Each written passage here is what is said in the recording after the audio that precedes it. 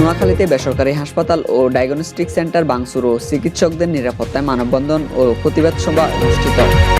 নোয়াখালীতে বেসরকারি হাসপাতাল ও ডায়াগনস্টিক সেন্টার ভাঙচুর ও চিকিৎসক কর্মকর্তা কর্মচারীদের উপর হামলার প্রতিবাদ এবং ব্যবসার নিরাপত্তার দাবিতে মানববন্ধন ও প্রতিবাদ সমাবেশ করেছে Noakhali private clinic and diagnostic honours association.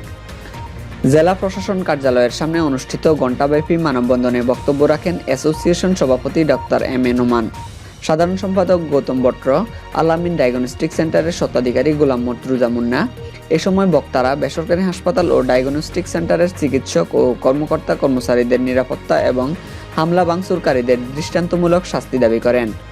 N71 news desk.